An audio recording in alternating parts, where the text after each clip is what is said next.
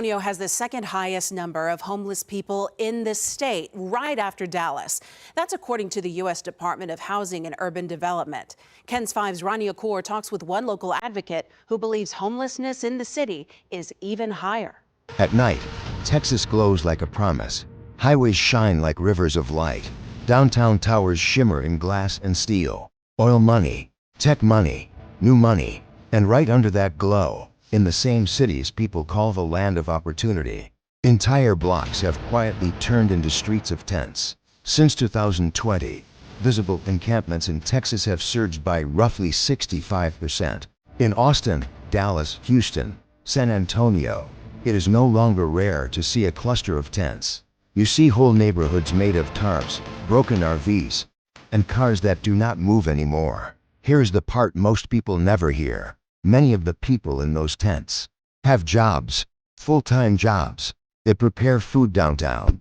They clean offices at night. They guard buildings they are not allowed to sleep inside. They are working. The math just does not work for them anymore. Texas has become a state of two faces. One face gleams with luxury condos, stadiums, and corporate campuses. The other is lined with tents soaked in rain, cardboard, and quiet despair. This is not just a story about poverty. It is a story about a system that rewards the few and quietly discards the many. We are told homelessness is about bad choices, about drugs and mental illness. But if that were the whole story, why are teachers, security guards, dishwashers? Last year's numbers showed that San Antonio has so many homeless people that the city is just a few hundred people behind Dallas. And home health aides slipping into tents. Why do the encampments return? Months after every cleanup, often larger than before, it feels as if an invisible force is pushing people out of their homes and onto the streets. In this documentary, we are going to follow that force. We are going to trace 6 interconnected pressures that are turning Texas into one of the main front lines of America's homelessness crisis. We will follow the money. We will follow the laws. We will follow the weather. We will follow the human cost. And we will show you that homelessness in Texas is not an accident. It is the result of choices, political choices, market choices, social choices, choices made over years, often out of sight, and sometimes with our silent permission. But choices can be changed. Welcome to Homeless US News. On this channel, we do not just talk about statistics. We walk under the overpasses. We visit the shelters. We listen to the people who have been turned into issues instead of neighbors. If you believe stories like this should not stay in the dark, take 1 second now to like this video, leave a comment, and subscribe to Homeless US News.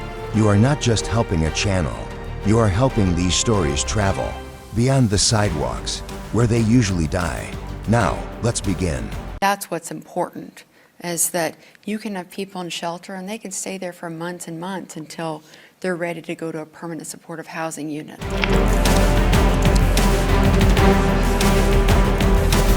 Chapter 1. To Texas's One Fence Line. Stand on a bridge in downtown Austin at sunset. To your left, you see gleaming condos, patios filled with laughter, electronic scooters zipping past.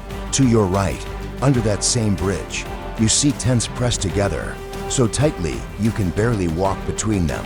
A woman boils water on a camp stove. A young man tapes up a broken tarp.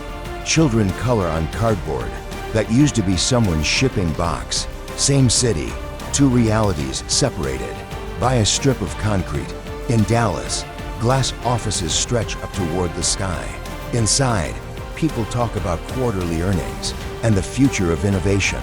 Down on the street, an older man pushes a shopping cart filled with blankets and clothes. He used to work at a factory that is now a storage building. He looks up at the tower that says now leasing and laughs without humor. They are not talking to me, he says. In Houston, luxury apartments rise where old neighborhoods once stood. Street names remain the same. The people do not. Rents that were once $800 a month have jumped to $1,500 or more almost overnight. Families who lived there for decades had a simple choice: pay more than they earn or leave. Many tried to move, just one neighborhood over, and discovered rents had gone up there too. There's a sentence you hear often in encampments across Texas. It happened faster than I thought it could. One rent hike, one layoff, one medical emergency, a couch at a cousin's house, then a car, then a tent. The fall feels personal. The pattern is not. To understand why tents are multiplying, we have to go underneath the surface story of bad luck and bad choices and examine the structure itself. It begins with money.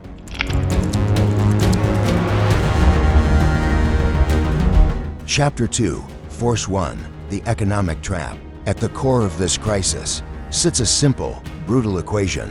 Wages have stayed low, rents have not. Between roughly 2010 and 2025, average rents in many Texas cities rose by well over 70%. Most workers' incomes did not.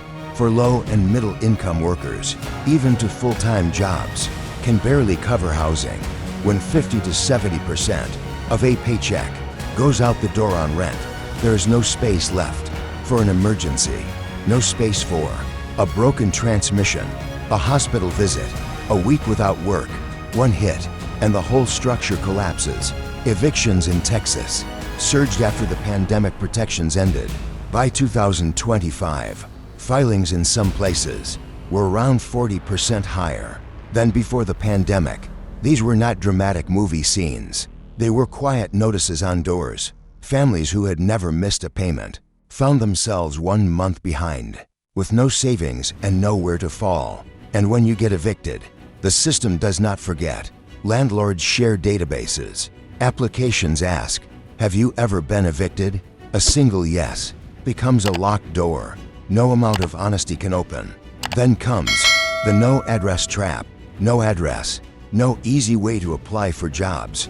No job, no way to afford rent. No rent, no address. The loop tightens with every failed application. Meet Elena, a third-grade teacher in San Antonio. She earns what many would call a decent hourly wage. She works more than full-time. When her rent increased by $500 a month, she tried to find something cheaper. Nothing existed within reach of her salary and her children's school. The subsidized housing waitlist was nearly 2 years long.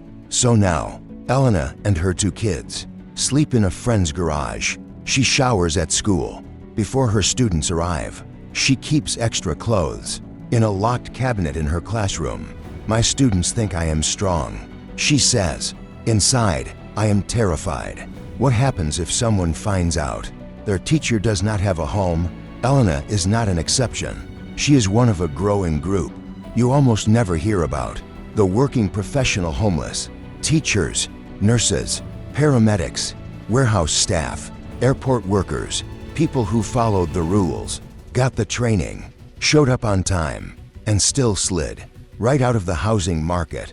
Their stories shatter the myth that homelessness is about not working hard enough.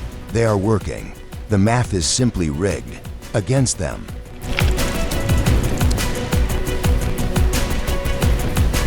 Chapter 3, Force 2, Addiction, Trauma, and the Open Air Asylum. Walk through a large encampment under an Austin interstate. Early in the morning, you will see people getting ready for day labor. You will also see the other side of the crisis. People slumped on folding chairs, hands shaking, eyes distant. Texas recorded a devastating rise in overdose deaths in recent years, many of them tied to synthetic drugs like fentanyl. It is easy to point at a tent and say, drugs. It is easy to look at someone talking to themselves on a street corner and say, mental illness. What is harder and more honest is to admit something else. For many people, homelessness came first. The drugs came after. Imagine sleeping outside for weeks or months. You are cold. You are afraid of being robbed or assaulted while you sleep. You are hungry. You feel you have failed. Your children, your parents, your younger self.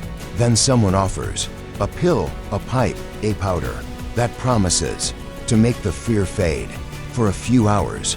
Would you be so sure? You would say no. And once addiction takes hold, getting clean while living in a tent is like trying to heal In the middle of a storm, Texas severely lacks accessible mental health care and integrated addiction treatment. Detox beds are limited. Rehab programs have waiting lists, measured in months, not days. Harm reduction efforts, clean supplies, overdose reversal medication, safe spaces are often underfunded or politically attacked, so people bounce between the street, the emergency room, the county jail, and back to the street again. Police officers become the default mental health responders, even though that was never what they signed up for. They are called to deal with crises they are not trained or equipped to solve. Many unsheltered Texans are not lazy or broken beyond repair. They are sick with schizophrenia, bipolar disorder, post-traumatic stress, severe depression. Some also use substances to cope with that illness. According to multiple health reports, a majority of unsheltered individuals live with co-occurring disorders, mental illness and substance use at the same time, yet only a small fraction ever receive coordinated care that addresses both together. The system is fragmented. Mental health clinics do not talk to addiction programs. Addiction programs do not coordinate with housing. Housing providers often will not accept people who are still actively using, so people fall straight through the cracks. Meet Marcus, a veteran who served to tours in Iraq. He works full-time as a security guard in Houston. He earns a steady wage, but after child support and medical bills for a service-related injury, he has about $800 left each month. In Houston, that will not cover even a small apartment, so Marcus sleeps in his truck near the building he protects. I guard their safety, he says, but no one guards mine.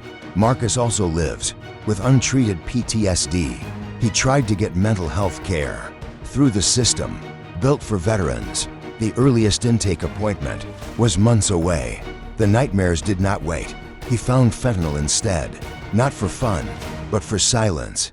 Now he is stuck in a loop, working full-time, still homeless, still addicted, still waiting for a level of support he once thought he had earned.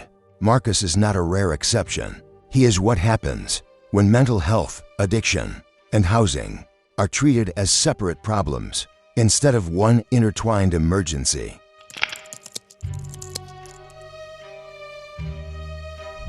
Chapter 4, Force 3, The Housing Collapse. There is a sentence you will hear from many Texans who live in tents. It is not that I want to be here. There is nowhere else. Between roughly 2011 and 2022, Texas lost a huge share of low-cost rental units. Apartments that once rented for under $800 were renovated, demolished, or repriced for higher-income tenants.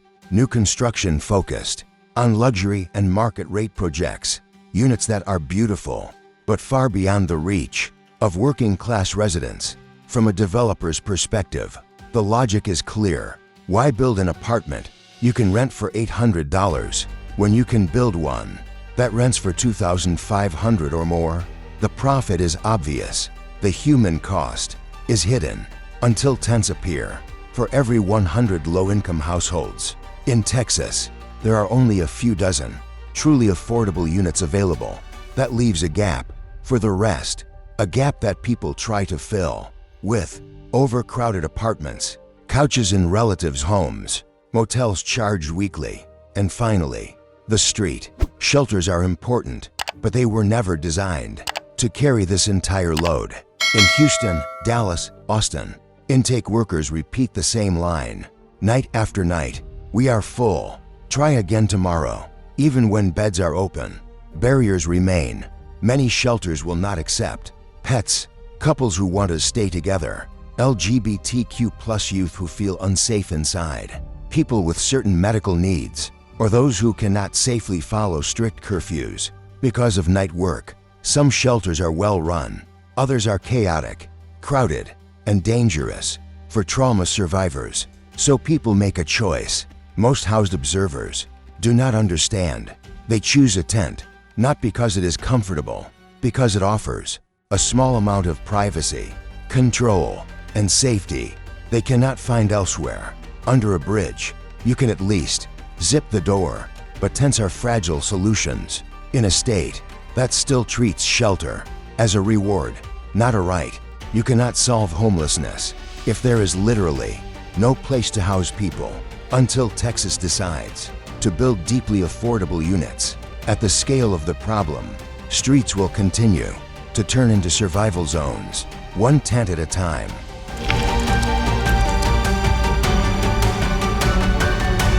Chapter 5: Force for Legal Limbo and the Endless Sweep. Layered on top of the housing crisis is a second storm, the legal war over public space. Texas has become a testing ground for a question many states are wrestling with. Can you outlaw homelessness if you do not offer anywhere else to go? Take Austin as an example. In 2019, the city relaxed its public camping ban in an attempt to approach homelessness more humanely. People moved their tents from hidden creek beds into visible areas, sidewalks, medians, underpasses. Residents complained, business owners worried. 2 years later, voters reinstated the ban. Politicians promised that cracking down would restore order, but enforcement is not simple. Lawsuits, civil rights rulings, and federal court decisions have created a gray zone where cities can be punished for punishing people who have no alternative shelter. Officers on the ground are left with impossible choices: force people to move, knowing there is no bed to send them to, or leave them and face backlash from residents saying, "Why are the laws not enforced?" So a familiar pattern repeats. Notice of a sweep, hurry to pack belongings, trash trucks roll in, tents disappear. A week later, or a month later, the same people and new ones set up again. A few blocks away, the city looks cleaner for a news cycle. The crisis does not shrink, it just moves. Texas is not alone. Other states with strict camping bans have pushed their homeless residents to the edges of cities, to riverbeds, to forests, to highway underpasses, where outreach workers struggle to find them. As some cities get more aggressive, people migrate to places where enforcement is slower or winters are less deadly. Texas, with its warmer climate and sometimes looser enforcement, has become a reluctant receiver of people pushed out from other regions. But there is a darker truth.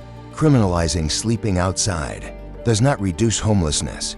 Fines, warrants, and misdemeanor records make it even harder to find work and housing. A criminal record turns a temporary crisis into a long-term sentence. Instead of asking, how do we make these tents disappear, we might need to ask, why do so many people have no option but a tent in the first place?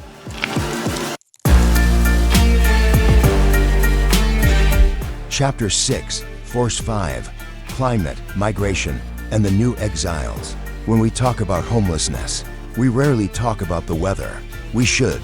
For someone sleeping outside, the difference between 30 degrees and 50 degrees can mean life or death. As winters grow harsher in some northern states, and as hurricanes, floods, and fires reshape entire regions, people on the edge are being forced to move. Some end up in Texas. They arrive with nothing more than a backpack, a duffel bag, or the clothes they are wearing. They are not tourists, they are climate refugees without a legal category. Others come from within Texas itself. After a storm destroys a rental home, after a flood wipes out a trailer park, after a heat wave makes it impossible to live in a car without air conditioning, then there is a quieter pattern: climate gentrification. As coastal areas become riskier, as insurance costs rise, more affluent residents and investors look inland to cities like Austin, Dallas, and San Antonio. They buy property in neighborhoods that used to be considered too far out or undesirable. Developers follow, rents rise, longtime residents are priced out. The people least responsible for climate change are often the first to lose their housing to it. Texas did not ask to become a refuge for people fleeing climate and economic disaster, but without a coordinated national response to climate displacement. That is exactly what is happening. And so, tents in Texas are not just signs of poverty, they are early warning signs of a world where more and more people are pushed into motion by forces far beyond their control.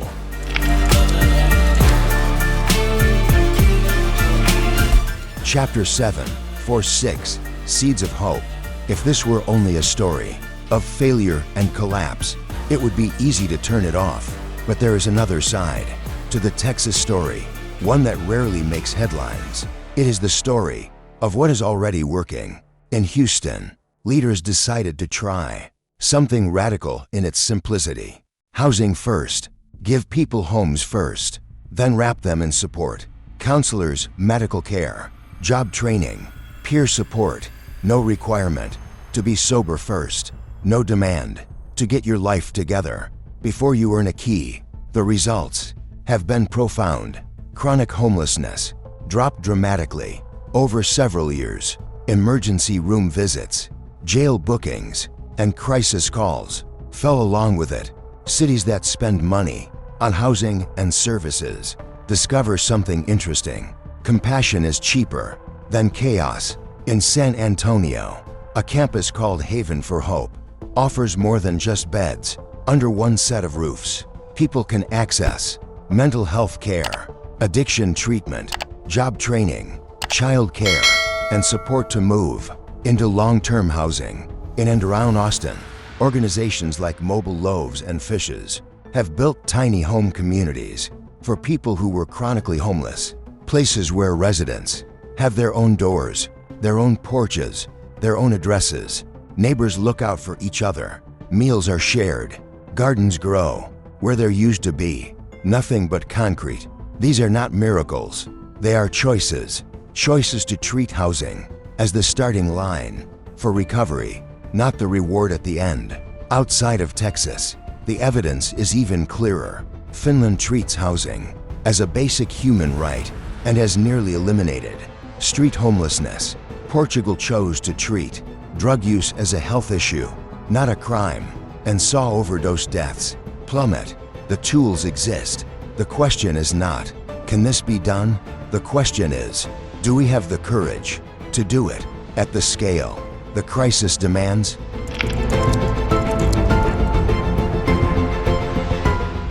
Chapter 8, Outro, A Call to Conscience. By now, you have heard numbers, systems, policies, and programs, but behind all of that are people you will probably never meet unless life surprises you. People like Carlos, a dishwasher in Dallas, who worked 6 days a week until his rent jumped. For $100 a month, his pay did not jump. Now he sleeps under a bridge, a few miles from the restaurant where he still washes plates. People like Amina, a single mother in Houston, whose son's medical bills pushed her behind on rent.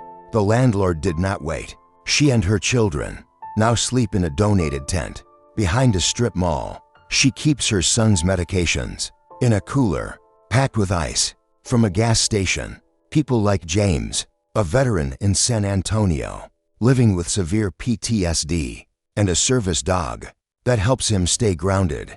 Most shelters do not accept pets, so his tent became the only place he could stay without abandoning the one being that has never left his side. None of them imagined they would end up here. They went to work, they paid rent, they tried to do what society asked. Then the ground shifted under their feet. Their stories are not rare, they are routine. They prove something many of us do not want to admit. Homelessness can happen to almost anyone in a system with no real safety net. All it takes is one serious illness, one lost job, one rent increase, one storm, one broken relationship, and a society that treats housing as a luxury instead of a human need. So where does that leave us? We can shake our heads and say, it is too big. We can blame individuals and comfort ourselves with the lie that we are different, or we can do something else.